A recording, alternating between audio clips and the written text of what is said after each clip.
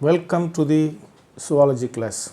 In this session, we are going to discuss some questions from the lesson Kingdom Animalia. விலங்குலகம் என்கிற பாடத்திலிருந்து சில கேள்விகளை நாம் discuss செய்ய இருக்கிறோம். First question, find out the poikilotherms. எது உடல் வெப்பம் மாறும் தன்மையுடைய விலங்கினம்?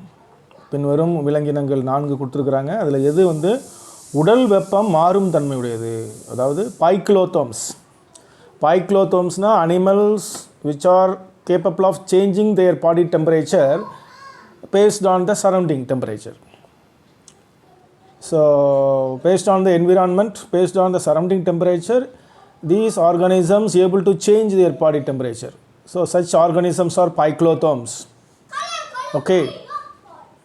So 4 organisms are given: Ichthyobis, B. columba, C. Felis, D. Elephas. Ichthyobis is coming under it is a limbless amphibian. Limbless amphibian. So amphibians are generally phyclotherms. Amphibians, fishes, all phyclotherms. They change the body temperature based on the surrounding temperature. Okay, so that is phyclotherms. What about columba? Columba livia, that is Bigion. Birds are generally homeotherms. Birds, reptiles, mammals, சரிங்களா? பறவைகள், ஊர்வன, பாலூட்டிகள், இது எல்லாமே என்னதுன்னா ஹோமியோதெர்ம்ஸ். ஹோமியோதெர்ம்ஸ்னால் அது மாறாது, வெப்பநிலை மாறாது. சரிங்களா? வெப்பம் மாறாத உயிரினங்கள் தான் நம்ம ஹோமியோதெர்ம்ஸ்னு சொல்லுவாங்க. அதனால் மிச்சம் இருக்கிறது 3மே ஹோமியோதெர்ம்ஸ். கொலம்பா, ஃபெலிஸ், எலிஃபஸ், இது 3மே என்னதுன்னா ஹோமியோதெர்ம்ஸ். எது மட்டும்தான் poikilotherms? Ichthyophis. Ichthyophis is a amphibian. It is a limbless amphibian. கால்களற்ற இருவாழ்விகள் அப்படின்னு படிச்சிருப்போம். அது மட்டும்தான் பைக்லோதெர்ம்ஸ். அது மட்டும்தான் தன்னுடைய உடல் வெப்பநிலையை மாற்றிக்கொள்ளும் பண்பையை பெற்றிருக்கிறது. Next question, which one is correctly matched? Scoliodon, sawfish, Pristis, dogfish, Carcharodon, great white shark, Exocetus, fighting fish. இதில் எது சரியாக பொருத்தப்பட்டுள்ளது அப்படின்னு சொல்லி கொடுத்துருக்காங்க பாருங்கள். தமிழில் கூட ஸ்கோலியோடான் ரம்ப மீன், பிரைஸ்டிஸ் நாய் மீன், கார்ச்சரோடான் பெரிய வெள்ளை சுறா, எக்ஸோசீட்டஸ் சண்டையிடும் மீன். சரிங்களா? 3 இது தவறாக பொருத்தப்பட்டுள்ளது, 1 மட்டும் தான் சரியாக பொருத்தப்பட்டுள்ளது. ஸ்கோலியோடான் சாஃபிஷ் அப்படின்னு கொடுத்துருக்கு. ஸ்கோலியோடான் ரம்ப மீன் கொடுத்துருக்கு, தவறு. ரம்ப மீன்ங்கிறது எது அப்படின்னா பிரிஸ்டிஸ். பிரிஸ்டிஸ்ங்கிறது தான் ரம்பன் மீன். ஸ்கோலியோடானுங்கிறதுக்கு என்ன ஒரு பொதுவான பேர் என்னதுன்னா நாய் மீன். ஆக்சுவலாக ஸ்கோலியோடானுங்கிறதுனா என்னதுன்னா ஷார்க்கு தான், சுறா மீன் தான். ஆனால் அதுக்கு ஒரு பொதுவான பேர் இருக்குது, நாய் மீன். சரிங்களா? இது சிபிஎஸ்சி புக்கில் இந்த மாதிரி இது கொடுத்துருக்கு, நாய் மீன். ஏன்னா நம்ம புக்கில் இதில் ஸ்டேட் போர்டில் நாய் மீன் கொடுக்கவே இல்லை. ஆனாலும் ஸ்கோலியோடானுங்கிறதுக்கு ஒரு காமன் நேம் எதுன்னா டாக் ஃபிஷ், தெரிஞ்சுக்கிடுங்க. அடுத்து third Carcharodon. Carcharodon great white shark. சரிங்களா? அதுதான் சரியான answer. That is correctly matched. கார்ச்சரோடான்ங்கிற அப்படிங்கிற ஃபிஷ்ஷும் நம்மளோட புக்கில் இல்லை, இதுவும் சிபிஎஸ்சி புக்கில் இருந்து இருக்குது. அதனால் கார்ச்சரோடான் அப்படிங்கிறது அதனோட common name great white shark. That is correct answer. That is correctly matched. The next option is Exocoetus. எக்ஸோசீட்டஸ்ங்கிறது ஃபைட்டிங் ஃபிஷ்ஷுன்னு கொடுத்துருக்கு. ஆனால் அது ஃபைட்டிங் ஃபிஷ் இல்லை. எக்ஸோசீட்டஸ்னால் ஃப்ளையிங் ஃபிஷ். எக்ஸோசீட்டஸுங்கிறது ஃப்ளையிங் ஃபிஷ். அதனால் அதுவுமே தவறு. சரிதானா? இந்த only correct thing is Carcharodon. Carcharodon தான் கரெக்டாக மேட்ச் பண்ணியிருக்காங்க. கார்ச்சரோடான்னா கிரேட் ஒயிட் ஷார்க். ஓகே, இப்போ மற்றதுக்கெல்லாம் சரியான ஆப்ஷன் எது அப்படின்னா ஸ்கோலியோடான்னா அதுக்கு common name dog fish. பிரிஸ்டிஸுக்கு common name sawfish. எக்ஸோசீட்டஸுக்கு சரியானது என்னது அப்படின்னா flying fish, not fighting fish. Okay okay, first question is over. And then second question, find out the wrong statement. எது தவறான கூற்று. பின்வரும் கூற்றில் எது தவறான கூற்று? இப்போ first, polyp is sessile and cylindrical, medusa are free swimming.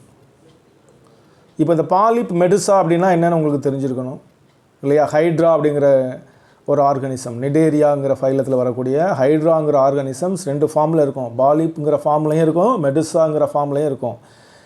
சரிங்களா? பாலிப் வந்து பார்த்திங்கன்னா செசைல், ஒட்டி இருக்கக்கூடியது. மெடுசாங்கிறது ஃப்ரீ ஸ்விம்மிங். ஓகேவா? பாலிப்புங்கிறது ஒரு இடத்துல ஒட்டி இருக்கக்கூடிய ஒரு உயிரினம், மெடுசாங்கிறது ஃப்ரீ ஸ்விம்மிங், நல்லா நீந்தக்கூடிய ஆர்கானிசம். அடுத்து ரெண்டுமே கரெக்டு தான். அடுத்து பாலிப் ரீப்ரொடியூசஸ் ஏசெக்ஷுவலின்னு கொடுத்துருக்குறாங்க. That is also correct. பாலிப்புங்கிறது ஏசெக்ஷுவல் மெத்தடில் தான் ரீப்ரொடியூஸ் பண்ணோம். பட்டிங், சரிங்களா? மொட்டு விடுதல்னு சொல்கிறோமா இல்லையா? அந்த மெத்தடில் தான் பாலிப் வந்து ரீப்ரொடியூஸ் பண்ணோம். Correct. Medusa reproduce by fragmentation அப்படின்னு சொல்லி கொடுத்துருக்காங்க. ஃப்ராக்மெண்டேஷன் அப்படின்னா துண்டாதல். துண்டாதல் முறையில் மெடுசா ரீப்ரொடியூஸ் பண்ணுதுன்னு சொல்லி கொடுத்துருக்காங்க. ஆனால் அது தவறு. மெடுசாங்கிறது துண்டாதல் முறையில் இனப்பெருக்கம் செய்யலை. அது வந்து என்னது, செக்ஷுவல் மெத்தட். செக்ஷுவல் மெத்தடில் தான் இனப்பெருக்கம் செய்யுது. அதனால் இதில் தவறான கூற்று எது அப்படின்னு பார்த்தீங்கன்னா டி தான். சரிங்களா? மெடுசா ரீப்ரொடியூசஸ் பை ஃப்ராக்மெண்டேஷன் கொடுத்துருக்கலாம், அதான் தவறு. மெடுசா வந்து எப்படி தான் ரீப்ரொடியூஸ் பண்ணுது? அதாவது பால் இனப்பெருக்க முறையில் தான் ரீப்ரொடியூஷன் பண்ணுது. மெடுசா வந்து பால் இனப்பெருக்க முறையில் தான் ரீப்ரொடியூஸ் பண்ணுதே தவிர துண்டாதல் முறையில் ரீப்ரொடக்ஷன் பண்ணலை. அதனால் அதுதான் சரியான answer.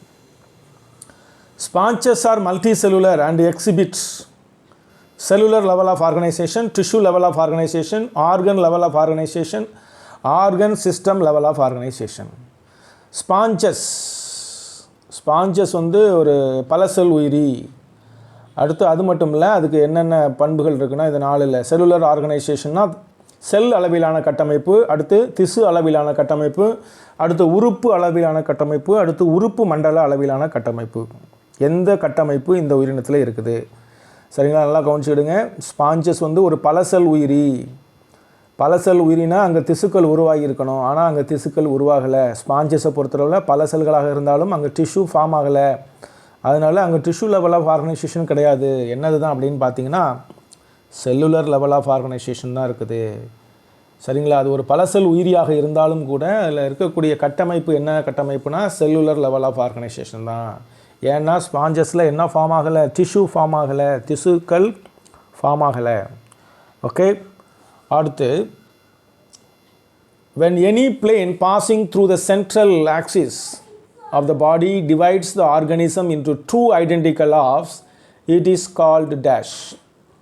When any plane passing through the central axis, அதாவது தமிழில் சொல்கிறாருந்தா, மைய அச்சின் வழியாக செல்லும் எந்த ஆரக்கோடும் இரு சம பகுதிகளை கொடுத்தால், ஒரு உயிரினத்தின் மைய அச்சின் வழியாக செல்லும் எந்த ஆரக்கோடும் அந்த உயிரினத்தை இரு சம பகுதிகளாக பிரித்தால் அந்த அமைப்புக்கு என்ன பெயர்? அதான், அதாவது ஏசிமெட்ரிக்கலா, பைலேட்ரல் சிமெட்ரிக்கலா, ரேடியல் சிமெட்ரியா, மெட்டாமரிசமா? ஓகேவா? உங்களுக்கு ஏசிமெட்ரிக்கல்னால் என்னதுன்னா சமச்சீர் அமைப்பு அற்றது அப்படின்னு சொல்லியிருக்கோம். பைலேட்ரல்னா இருபக்க சமச்சீர், ரேடியல்னா ஆரச் சமச்சீர், அடுத்து மெட்டாமரிசம் அப்படிங்கிற ஒரு பண்பு. இதில் எது அப்படின்னு பார்த்தீங்கன்னா correct answer is radial symmetry. Radial symmetry star ஃபிஷ்லலாம் அந்த இது இருக்குது. சரிங்களா? அதாவது when any plane passing through the central axis divides the organism into 2 identical halves, அது வந்து radial symmetry.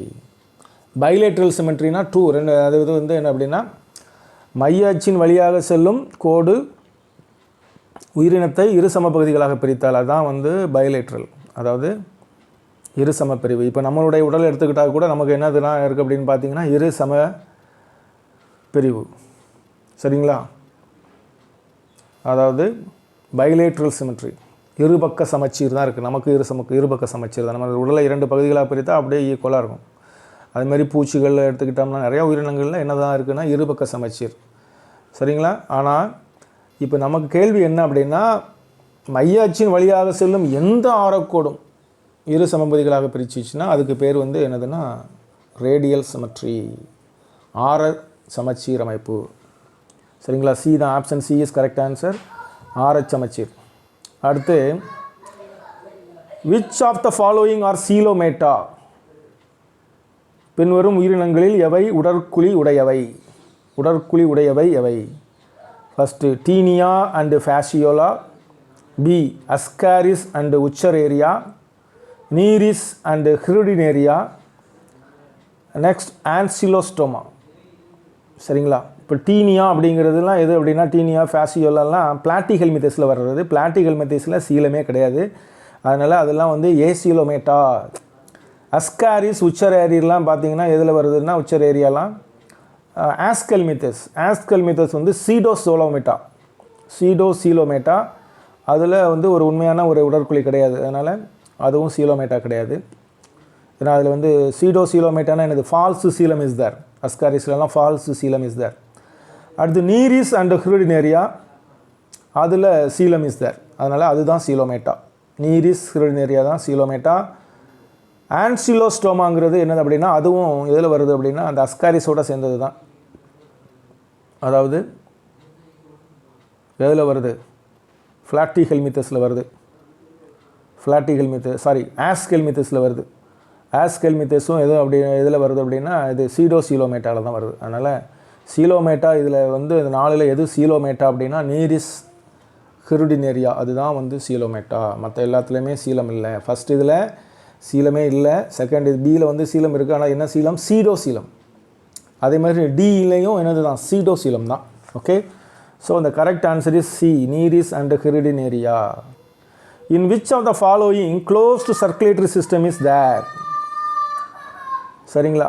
Closed circulatory system, மூடிய இரத்த ஓட்ட மண்டலம் எந்த உயிரினத்தில் இருக்குது? பேலனோகிளாசஸ், ஏபிஸ், நீரிஸ், லிமுலஸ். பேலனோகிளாசஸ்னால் எதில் வருதுன்னா ஹெமிகார்டேட்டாவில் வருது. ஹெமிகார்டேட்டாவில் என்னதுன்னா ஓப்பன் தான், திறந்த இரத்த ஓட்ட மண்டலம். அதே மாதிரி அடுத்து ஏபிஸ். ஏபிஸ்னால் அது வந்து இன்செக்ட் தான், ஹனி பீஸ் எல்லாம் வந்து ஏபிஸ். அது வந்து அதுலேயும் ஓப்பன் தான். நீரிஸில் க்ளோஸ்டு சர்க்குலேட்டரி சிஸ்டம் இருக்குது. ஓகே, அண்ட் தென் லிமுலஸ்லாம் எதில் வருதுன்னா அந்த கிராப், அதாவது ஆர்த்ரோபோடாவில் வருது. அங்கேயும் ஓப்பன் தான். அதனால் க்ளோஸ்டு சர்க்குலேட்டரி சிஸ்டம் இதில் எதில் தான் இருக்குது அப்படின்னா நீரிஸில் தான் இருக்குது. மற்ற எல்லாத்துலேயும் ஓப்பன் சர்க்குலேட்டரி சிஸ்டம். ஓகே, இந்த remaining questions you can see in the next class. Thank you.